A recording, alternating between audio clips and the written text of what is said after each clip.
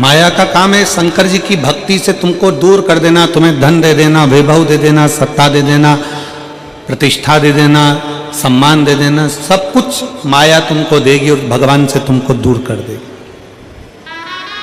भगवान से तुमको दूर करेगा। तुमरुका जी कहते हैं नारद जी के भांजे से कि सुनो,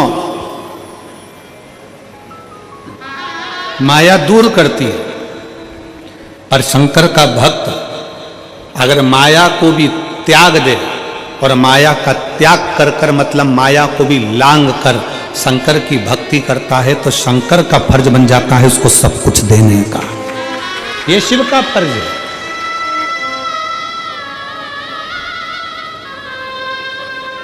एक स्त्री से पूछो कि वो चतुर्थी के व्रत में भूखी प्यासी कैसे रह लेती है। एक स्त्री से पूछो कि वो हरतालिका तीज के व्रत में भूखी प्यासी कैसे रह लेती है। एक स्त्री से पूछो कि वो 16 सोमवार में संकट सोमवार के व्रत में 16 सोमवार के व्रत में भूखी प्यासी कैसे रह लेती है।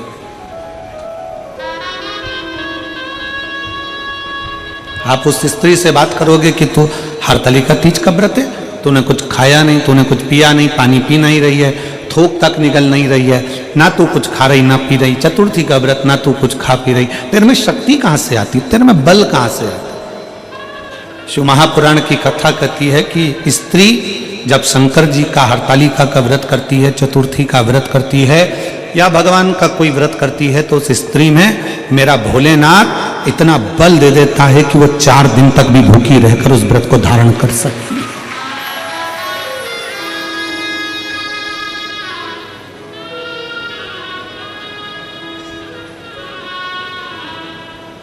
आजकल एक फैशन चला है,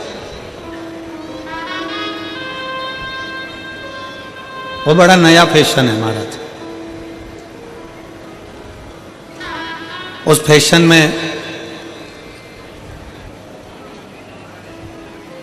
कई बेटे कई बेटियां नेत्र बंद कर कर बैठे हैं, माला पकड़ कर बैठे हैं, आंख में से आंसू झड़ रहे हैं और 3-4 कैमरे उनको कैच करने के लिए लगे।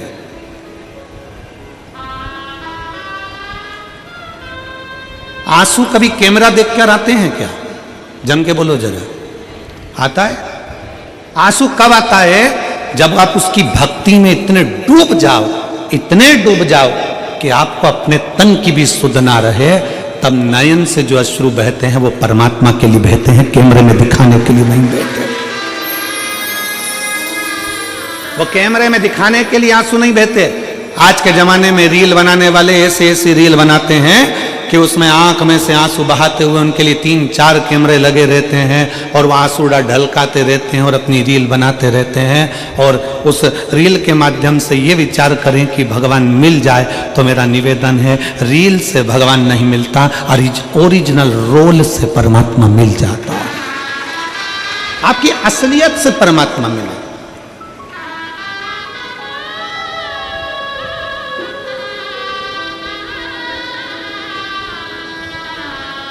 एक राजा आज का चरित्र आता दशरथ जी के पिताजी।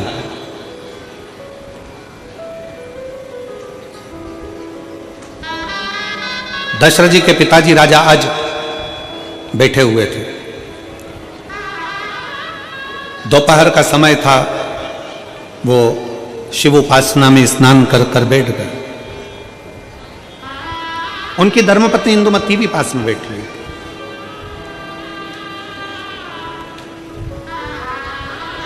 सूर्यवंश के पताका राजा आज जब शंकर भगवान की आराधना में लीन थे, शिव जी की आराधना में लीन थे, शंकर की भक्ति में लीन थे, उसी समय लंका का राजा रावण ने सूचना कर दी कि अपन को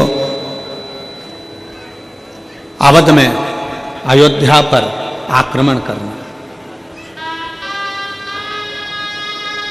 पूरी अयोध्या को अपन को बना लेना है अपना। लंका के राजा रावण ने तो लंका के जितने निवासी थे उन्होंने कहा कि वो राजा अज को युद्ध के लिए ललकारेगा कौन?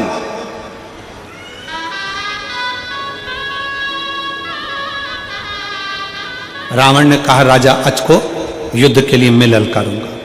चलो जिस समय पर राजा रावण राजा अज के राज्य में गए और राजा अज शंकर भगवान की भक्ति में लगे हुए थे, उस समय पर लंका के राजा रावण ब्राह्मण का रूप रख लिया, मस्तक का मुकुट फेंका, गले में रुद्राक्ष तुलसी की माला धारण करी, त्रिपुंड लगाया, सुंदर रूप धारण कर कर लंकाधिपति रावण राजा अज जहां पूजन कर रहे थे, शंकर जी की आराधना कर रहे थे, वहीं पर पहुंचकर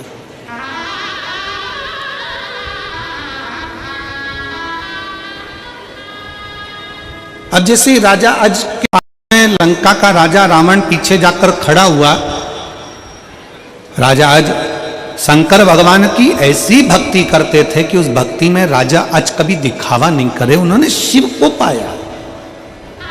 और मेरा निवेदन है सभी शिव भक्तों से, शंकर जी के सभी श्रोता भाई बहनों से, शंकर की पूजन में, शंकर की कथा में और शंकर की कथा श्रवण करने में, शंकर के पशुपति व्रत करने में, शंकर के 16 सोमवार व्रत करने में, शंकर के सोमवार व्रत करने में, शंकर भगवान के पशुपति व्रत करने में, चाहे शिवरात्रि का व्रत करने में, सोमवार अष्टमी का व्रत करने में, प्रदोष व्रत करने में, मेरा सभी श्रोता भाई बहनों से निवेदन है, शंकर को एक लोटा जल चढ़ाने में कभी दिखावा मत करो, दिल से बाबा का भजन करो तो बाबा भी दिल से झोली भरना प्रारंभ कर देगा।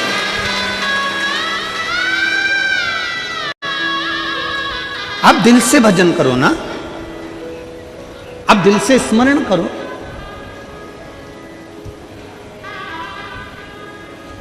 और फिर निवेदन है जो पहले कहा था आज फिर कहते हैं, ढोंग की जिंदगी जीने से अच्छा है कि ढंग की जिंदगी जियो। जिस दिन ढंग की जिंदगी जियोगे उस दिन शंकर तुम्हारा हो गया और तुम शिव के हो। शिव तुम्हारा और तुम शिव के। लंकाधिपति रावण पीछे खड़ा था, ब्राह्मण के कपड़े पहना था, ब्राह्मण का स्वरूप बनाया हुआ था और पूजन में राजा अज लगे हुए थे। राजा अज जब पूजन में लगे हुए थे तभी उसी समय पर राजा अज ने शिव जी का चढ़ाया हुआ जल हाथ में झेल लिया।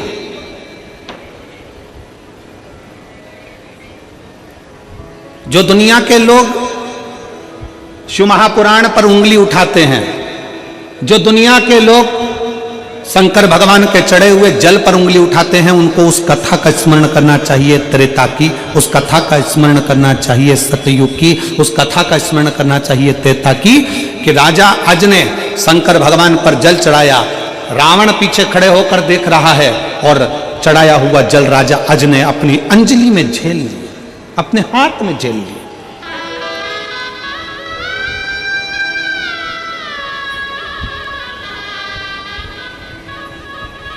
उस जल को लेकर राजा अज ने वो जल पश्चिम में फेंक दिया, पश्चिम दिशा में फेंका, बैठे बैठे पश्चिम दिशा में फेंक दिया।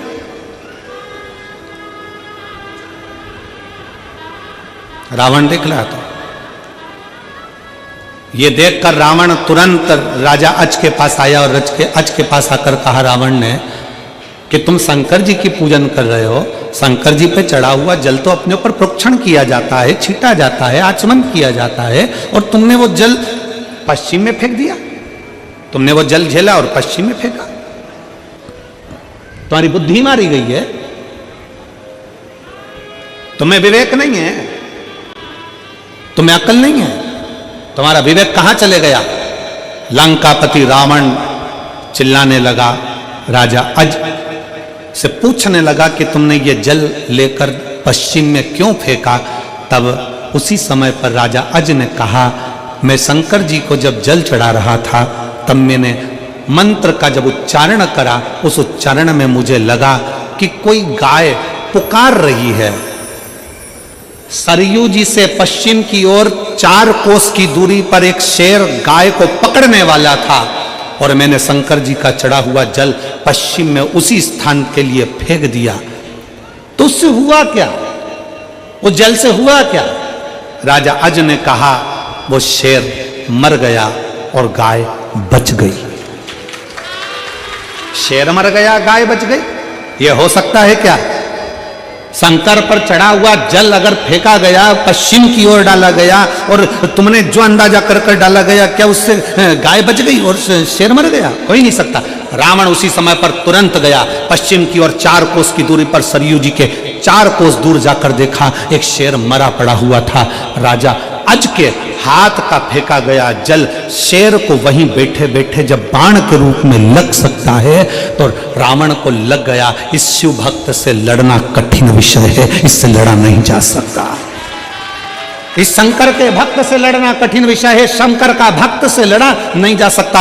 रावण अपनी सेना वापस लिया और लंका में चले गया। शिव महापुराण की कथा कहती है, जो शंकर के जल का विरोध करते हैं कि शिव जी का जल क्यों पी रहे हो, शंकर पर चढ़ा बेलपत्र क्यों खा रहे हो, शंकर के जल का आचमन क्यों कर रहे हो, उनसे निवेदन है एक बार त्रेता की कथा का स्मरण करिएगा कि जरा सा शंकर का चढ़ा हुआ जल केवल पश्चिम में डाला गया और वो बाण बनकर शेर को मार सकता है। तो याद रखना कि शंकर का चढ़ा हुआ जल आपके भी दुश्मनों का संहार कर सकता है। शिव पर चढ़ा गया जल आपके भी दुश्मनों का संहार कर सकता है। सारी समस्या का हल एक लोटा जल।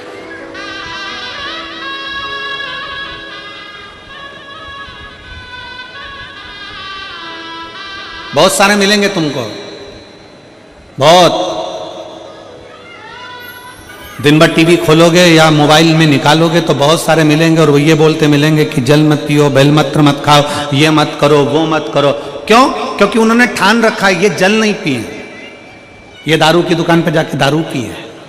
उन्होंने ठान रखा है ये बेलपत्री नहीं खाए, ये मांस की दुकान पे जाके मांस खाए। अरे एक एक व्यक्ति को गर्व होना चाहिए कि हमारे घर का छोटे से छोटा बच्चा एक लोटा जल लेकर शंकर के मंदिर में जाकर उस जल का आचमन कर रहा है। हमारा बच्चा कहीं गलत जगह पर नहीं जा रहा। एक एक व्यक्ति को गौरव महसूस होना चाहिए कि हमारे घर का बच्चा शंकर के मंदिर जा रहा है, हमारे घर की बेटियां शिवालय तक जा रही हैं, हमारे घर की बुजुर्ग माताएं शंकर का भजन गा रही हैं, हमारे यहाँ पर शंकर की स्तुति में लोग डूबे हुए हैं। ये गर्व आपको होना चाहिए कि शंकर के मंदिर में दुनिया के लोगों ने जाना कर चालू कर दिया। जहां बच्चे फिल्म देखने जाते थे, जहां बच्चे मॉल घूमने जाते थे, जहां बच्चे वहां जाना आना ना जाने कहां कहां का मेला आदि घूमने जाते थे, आज बच्चे सत्कर्म की ओर बढ़ रहे हैं। तो तुम्हें गर्व होना चाहिए कि हमारी नवयुवक टीम अब सनातन धर्म की ओर जागृत हो गई है।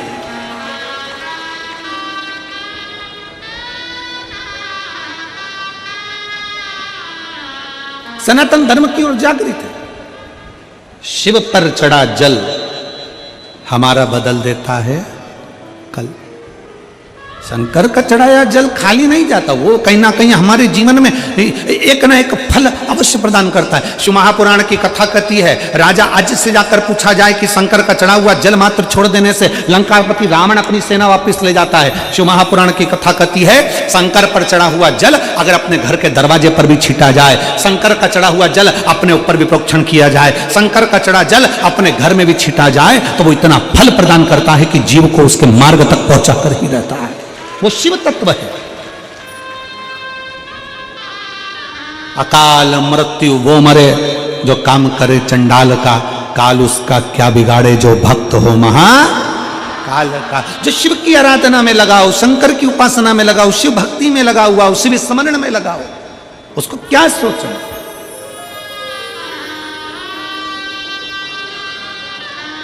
महाराज जी मेरठ में कथा चल रही थी, छठा दिन कथा का। कथा चलते में किसी ने कहीं दूसरी जगह का वीडियो निकाला और वो वीडियो वायरल कर दिया कि महाराज कथा में, आप लोगों ने देखा होगा, देखा था आप लोगों ने कि वहां तो ये हो गया, ने भगदड़ हो गई, ने उपद्रव, उसने जारी कर दिया। वो पूरे न्यूज चैनलों पर चल गया और कथा लाइव चल रही है 1 बजे से 4 बजे तक। कथा का पंडाल भरा हुआ, लोग ऐसी कथा का रसतत्व ग्रहण कर। ऐसे कईयों ने पूछा, गुरुजी आपको कुछ मालूम पड़ा? हमने कहा हम तो कथा में लगे हुए थे, 4 बजे कथा छूटी, अपनी गाड़ी में बैठे अपने कमरे में चले गए। कथा करवाने वाला शंकर है, कथा बाचने वाला शंकर है, तो कथा में बैठने वाला भी शंकर है। वो सब संभालता है, वो सब संभालता। और यही विश्वास है सनातन धर्म का, यही भरोसा है सनातन धर्म का, जो 13 जनवरी से लेकर 25 फरवरी तक कुंभ के मेले में करोड़ों करोड़ लोग पहुंचेंगे। लगभग 60 से 70 70 करोड़ भक्त उस कुंभ के मेले का दर्शन करने के लिए प्रयागराज पहुंचेंगे। हमारा सनातन धर्म दिखाता है कि 70 करोड़ एक साथ नजर आते हैं उस कुंभ के मेले में। यह सनातन धर्म कहता है। कहां से शिव भक्त आते हैं उस कुंभ के मेले में, कहां जाते हैं, कहां से शिव भक्त आते हैं शिव महापुराण सुनने के लिए, कहां जाते हैं, कहां से शंकर के भक्त आते हैं, कैसे आते हैं। ये लाखों की संख्या में पंडाल जो भरे हुए हैं, किसी पंडाल में पांव रखने की जगह नहीं है महाराज जी। सारे पंडाल भरे, पीछे के पीछे पूरे लोग रोडों पर बैठे हुए हैं, जगह नहीं है पंडालों के अंदर। कहां से शिव भक्त आते हैं, कौन सी भक्ति करते हैं, क्या भजन करते हैं, क्या स्मरण करते हैं, क्या भाग ग्रहण करते हैं, क्या करते हैं। ये तो शिव तत्व है, शिव तत्व। तुम रुका जी ने कहा नारद जी के भांजे से कि माया शिव भक्ति को रोकेगी, और जो शिव भक्ति को माया रोकने का काम करेगी और उस माया को जो लांग कर चले जाए, जो शंकर की, दुनिया के लोग कहेंगे क्यों मंदिर जा रहे हो, दुनिया के लोग कहेंगे क्यों मंदिर जाना, क्यों भजन करना, क्यों कथा सुनना, उसको भी तुम लांग जाओ। इधर से सुना इधर से निकाला, अपना भजन में मन लगाओ, चित्त में मन लगाओ। कोई तुमको ज्ञान दे कि शंकर के मंदिर में जाके एक लोटा जल मत चढ़ाओ, तो कह दो तेरे को कहने कौन आया था कि तू जा। हमारा दिल, हमारा मन। और फिर निवेदन है, चप्पल अपनी पसंद की पहनते हो, बोलो सही है कि गलत है। जूता अपने पसंद का पहनते हो, जूता भले 5000 का हो परंतु वो काटे तो पहनोगे क्या। पाँव में छाला कर दे तो पहनोगे क्या। भले 5000 का, 50,000 का हार गले में पहनते और वो चुप चुप कर दाने दाने कर दे, पूरा गले को घमोरिया कर दे तो पहनोगे क्या। 1 लाख की साड़ी, 10,000 की साड़ी, और मालूम पड़े वो साड़ी शरीर में चुपती रहे, पूरा शरीर छील दिया, निशान बना दिए, तो वो 10-20 हजार की साड़ी पहनते हो क्या। जम के बोलो जरा, नहीं नहीं पहनते। 5000 के जूते से तुम नहीं दबे। जूते ने काटा, तुमने छोड़ दिया, मैं नहीं पहनूं 5000 का जूता, ऐसा काटे तो क्या मतलब का, छाला कर दे तो क्या मतलब का। जूते अपनी पसंद का, कपड़ा अपनी पसंद का, भोजन अपनी पसंद का, भजन अपनी पसंद का, तो दूसरे से क्या पूछना कि वो मना करे कि मंदिर मत जाओ और तुम नहीं जाओगे। दिल मेरा, शंकर मेरा, लोटा मेरा और जल मेरा, मेरा बाबा है, मैं जाऊं ना। तो वो एक लाइन है ना महाराज जी आपकी, वो मुंबई वाले शास्त्र में, मैं चाहे ये करूं, मैं चाहे वो करूं, मेरी मर्जी, मेरा मन है।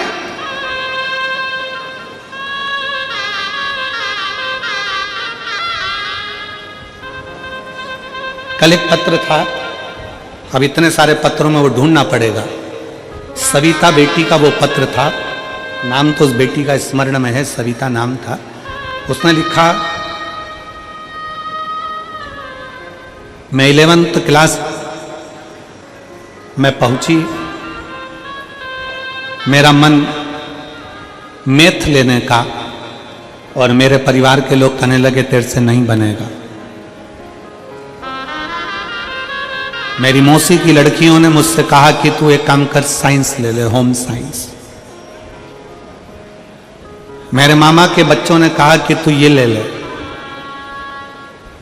और गुरुजी, मैंने अपनी मौसी की लड़की के कहने पर होम साइंस ले लिया। अब मेरा उसमें मन नहीं लग रहा। अब तुम बताओ कि मैं कौन सा सब्जेक्ट लूं। अब गुरुजी का तो एक ही सब्जेक्ट है, शिव महापुराण। मैं कौन सा सब्जेक्ट लूं। मेरा उस बेटी से निवेदन है, और घर में रहने वाली उस बेटी की मां से निवेदन है, उसके पिता से निवेदन है, बेटी तुम्हारी है, जन्म तुमने दिया है, पाला तुमने है, बड़ा तुमने करा है, एजुकेशन का खर्चा तुम उठा रहे हो, कपड़ों का खर्चा तुम उठा रहे हो। बेटी को गोदी में लेकर तुमने रखा, रात रात भर जागी है, टीका लगा तो उसको पकड़कर तुमने रखा। बड़ा तुमने करा। जब बड़ा तुमने करा, पढ़ाया तुमने, एजुकेशन का खर्चा तुम कर रहे हो, शादी का खर्चा तुम करोगे, उसकी पढ़ाई का खर्चा तुम कर रहे हो, तो दुनिया वालों से क्यों पूछते हो कि बेटी के लिए करना क्या है। अपना दिल करे वो करो।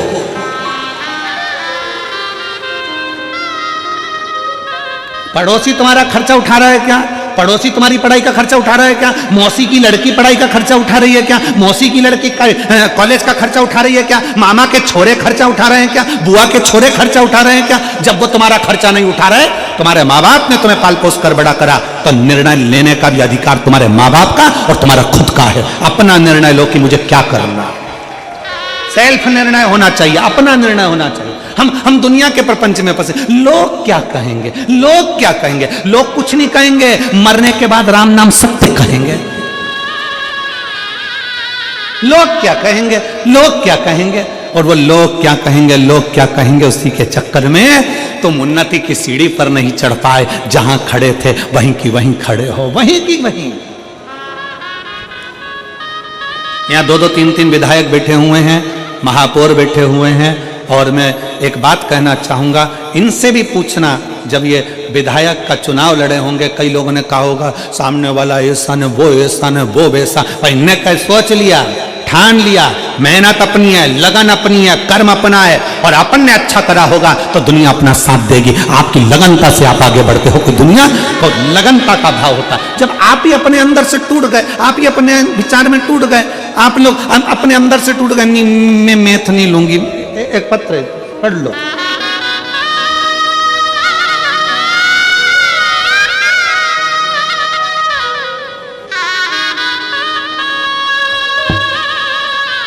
मैं श्रीमती चंपा देवी, गुरु पंचांग पति श्री कन्हैया लाल गुरु पंचांग, कहीं बैठे हो तो हाथ हिला सकते हैं, कहीं बैठे हो तो अपना हाथ हिला सकते हैं। श्रीमती चंपा देवी गुरु पंचांग, पति श्री कन्हैया लाल गुरु पंचांग। आ जाओ, एक बेलपत्र ले जाना, आ जाइए, आ जाओ। मेरा मोबाइल नंबर यह है। मैं नावापारा राजिम निवासी हूँ। गुरुदेव, मैं भोले बाबा का क्या गुणगान करूँ गुरुजी। मेरा बेटा श्रेय कुमार गुरु पंचांग बहुत दिनों से सरकारी नौकरी की तैयारी कर रहा था, सरकारी नौकरी की तैयारी कर रहा था, मगर कुछ न कुछ कारण से बरह जाता था। गुरुजी, बेटा सरकारी नौकरी की तैयारी करे, कुछ नंबर से रह जाए, तो उस बच्चे को समझाओ, इतनी जल्दी हिम्मत मत हारना, इतनी जल्दी हिम्मत मत हार जाना, अभी तो तुझे बहुत आगे बढ़ना है। इतनी जल्दी रोता है, इतनी जल्दी हिम्मत हार जाता है। गुरुजी, आपके बताए उपाय के अनुसार मेरा बेटा 1 लोटा जल चढ़ाना शुरू किया, तब से मेरे बाबा देवादिदेव महादेव ने 1 नहीं 2-2 सरकारी नौकरी मेरे बेटे की झोली में डाल दी। आज मैं बाबा को धन्यवाद देने के लिए यहां आई हूं कि आज मेरा बेटा छत्तीसगढ़ पुलिस विभाग में सब इंस्पेक्टर के पद पर नियुक्त हो गया। मैं बाबा को यहाँ धन्यवाद देने के लिए आई। गुरुदेव, आज मैं व्यासपीठ को प्रणाम करती हूँ, राजीव लोचन भगवान के चरणों को प्रणाम करती हूँ, कुबेरेश्वर महादेव को प्रणाम करती हूँ, और इस शिव महापुराण को प्रणाम करती हूँ, जो हमारे बच्चों को पढ़ने का बल देती है, विद्या का बल देती है, और मेहनत करने की जागरूकता देती है। मैं बाबा को यहाँ प्रणाम करती हूँ, और यजमान परिवार को भी साधुवाद देती हूँ। एक शिव भक्ति, मेहनत आप कर रहे हो। एक और पत्र ध्यान दीजिए। मेरा नाम दलेश्वरी शिवनंदन साहू, मैं रीवा पार छत्तीसगढ़ की निवासी हूँ। रीवा पार छत्तीसगढ़ की निवासी हूँ। मेरा मोबाइल नंबर ये है, कहीं बैठी हो तो हाथ हिला सकती हैं।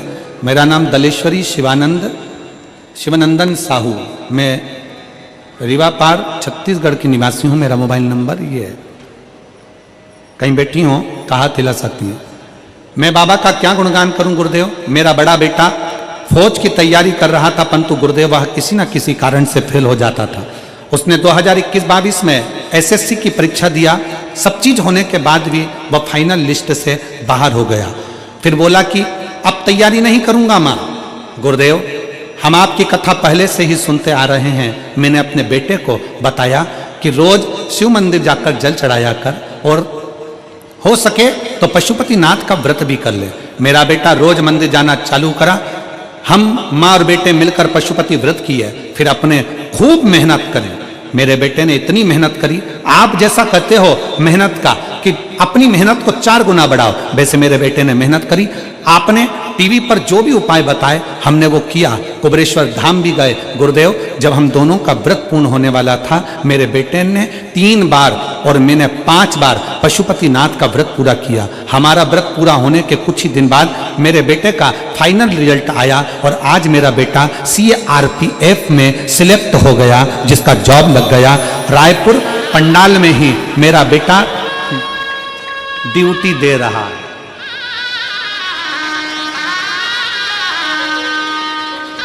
यह शिव तत्व है। एक लाइन अच्छी लिखी है, गुनगुना लेते हैं। और मेरे भोले तेरी नौकरी सबसे बढ़िया है, सबसे भोले बाबा तेरी नौकरी सबसे बढ़िया है, सबसे।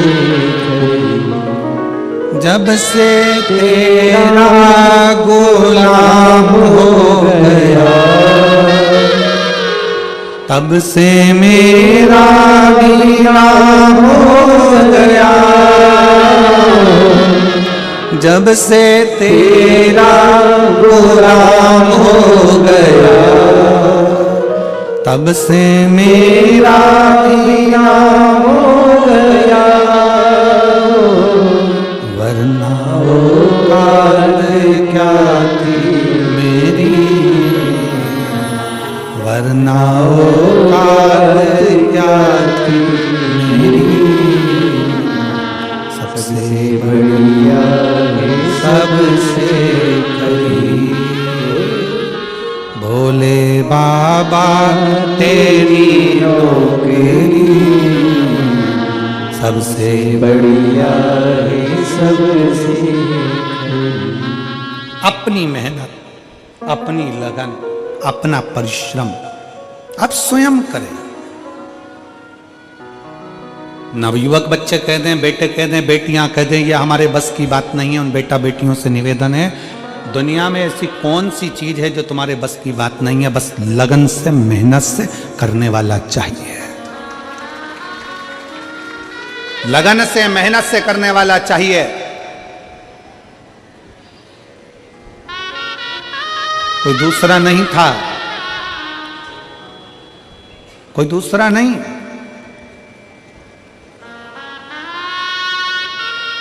राष्ट्रपति के सिंहासन पर बैठने वाला भी एक साधारण व्यक्ति है, प्रधानमंत्री के सिंहासन पर भी बैठने वाला एक साधारण व्यक्ति है, मुख्यमंत्री के पद पर बैठने वाला भी एक साधारण व्यक्ति है, विधायक सांसद के पद पर बैठने वाला भी एक साधारण व्यक्ति है। और आप और हमसे कोई दूर नहीं है। आप में भी वो गुण है कि आप अगर अपनी लगनता से कार्य करें, अपनी मेहनत से, अपने कर्म से जुड़कर कार्य करें, तो दुनिया में ऐसा कोई कुर्सी नहीं, कोई पद नहीं जिस पे तुम नहीं बैठ सकते। अपनी लगन, अपनी मेहनत, अपना परिश्रम।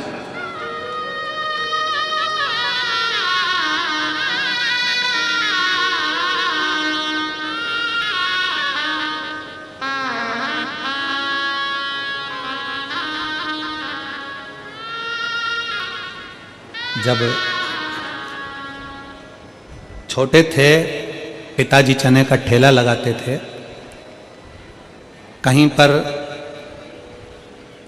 सत्यनारायण भगवान की अगर कथा आ जाती थी तो लाल धोती पहन लेते थे महाराज जी और चले जाते थे। वो ठेला जो होता है, धकाने वाली गाड़ी, हाथ गाड़ी, उसमें 2 डंडे होते हैं।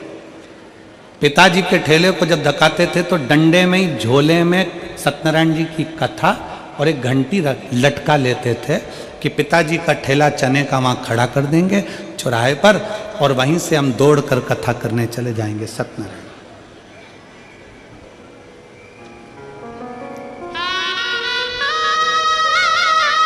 कई लोग कहते थे लाल धोती पहन ली, कोई कहता सफेद धोती पहन ली, कोई कहता ऐसा पहन लिया, कोई कहता वैसा पहन लिया। इतनी ठोकर जमाने की खाई है, तब जाकर मेरे भोले बाबा ने हाथ पकड़कर यहां बिठाया। इसलिए हिम्मत मत हारना। ये कथा किसी दूसरे की नहीं, मेरे शंकर की कथा है। और शंकर कहते कभी हिम्मत मत हारो, जहर सामने आया उस जहर को भी पचाने का बल तुम में होना चाहिए, तो समझो कि तुम शंकर के भक्त हो। कौन देवता? 33 कोटि देवताओं में किसकी सामर्थ्यता थी कि जहर पचा जाते? अमृत पचाना सरल है, जहर पचाना कठिन है, पर मेरे शंकर तो जहर पचाने वाले देव हैं। अपने बच्चों से कहते हैं, शिव भक्तों से मेरा शंकर कहता है, तुम डरना मती, तुम मेरी भक्ति करते हो तो मैं जहर पचाने का दम रखता हूं, तो दुनिया की बातें पचाने का तुम भी दम रखो और आगे बढ़ते चलो। सामर्थ्यता अपनी रखिए।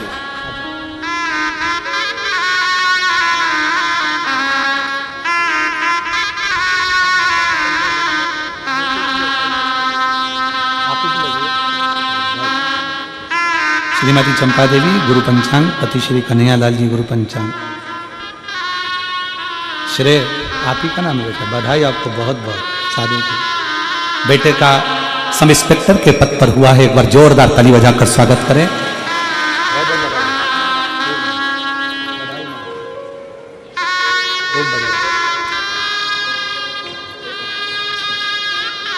बहुत बहुत बधाई आपको, खूब ऐसे राष्ट्र की सेवा करें, प्रदेश की सेवा करें, शिव कृपा। बेटे का सब इंस्पेक्टर पद पर नियुक्त हुआ, हिम्मत हार दिया था, पर आखिरी में शिव महापुराण की कथा सुनकर फिर विद्या अध्ययन करा, फिर एजुकेशन में आगे बढ़ा और फिर पढ़ाई करी, अपनी मेहनत को 4 गुना करा, बढ़ गया, बढ़ गया। कोई जल्दी बनता है, कोई लेट बनता है, और शंकर को जल चढ़ाने वाला एक दिन सेठ जरूर बनता है। थोड़ा समय लग सकता है। मेरे भोलेनाथ, मेरे शंकर जी कहते हैं कि मैं विष पचाने की सामर्थ्यता रखता हूं, तो तुम मेरी आराधना करते हो। सामर्थ्यता रखो अपनी भी। कोई ने कुछ कहा, गुस्सा आ गया, कोई ने कुछ बोला, क्रोध आ गया, किसी ने कुछ बोला, क्रोध आ गया, तुरंत नहीं, संयम इंद्रियों का, संयम इंद्रियों का।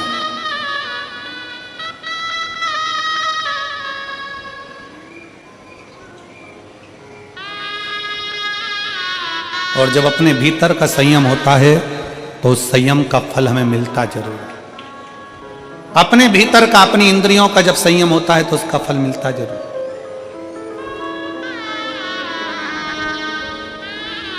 उसका फल खाली नहीं जाता।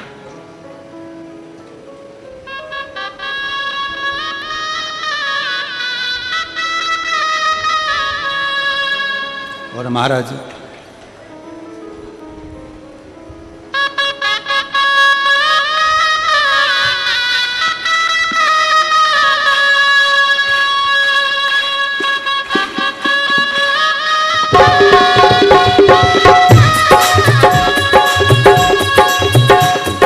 क्या करना फिर क्या करना, क्या करना फिर क्या करना, ओ क्या करना फिर क्या करना, क्या करना फिर क्या करना, तेरे सिर पर भोलेनाथ कर फिर क्या करना, तेरे सिर पर भोलेनाथ कर फिर क्या करना, तेरे सिर पर भोलेनाथ कर फिर क्या करना, तेरे सिर पर भोलेनाथ कर फिर क्या करना, ओ क्या करना फिर क्या करना, क्या करना फिर क्या करना, ओ क्या करना फिर क्या करना, क्या करना फिर क्या करना, तेरे सिर पर भोलेनाथ